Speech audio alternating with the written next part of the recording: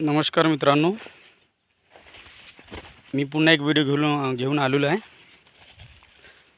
तर या व्हिडिओमध्ये नवल विशेष म्हणजे हे जे शेत तुम्ही पाहून राहिले आहे ना, हे शेत आहे पहाडावर, म्हणजे कुंभेझरी या गावात. आणि पहाडावर जर परिस्थिती पाहतो म्हटली तर जमीन तुम्ही बघू शकता, पूर्णपणे इथे दगड आहे.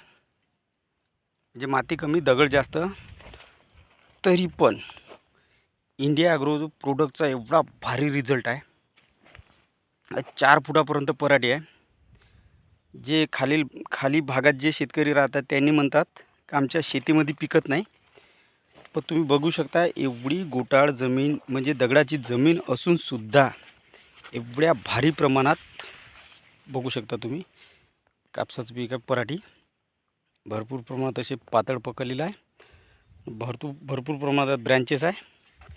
आणि बघू शकता तुम्ही शेत, ही पहाडावरील परिस्थिती आहे.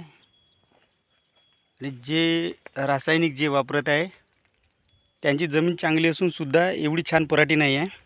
जे आपली ऑर्गॅनिक पद्धतीने निर्माण जे केलेले इंडिया ॲग्रोचं जे प्रोडक्ट आहे त्यांचा हा बेशुमार असर आहे.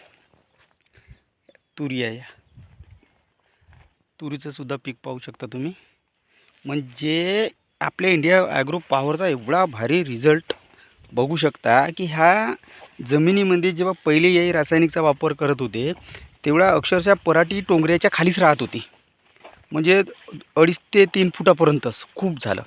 आणि एका झाडाला 15, 20, 25 जास्तीत जास्त लास्ट 30 बोंड लागत होते. पण यांनी जेव्हा यावर्षी जे इंडिया ॲग्रो प्रोडक्टचा जो वापर केला आहे, सुरुवातीला 40 ते 50 बोंड आहे.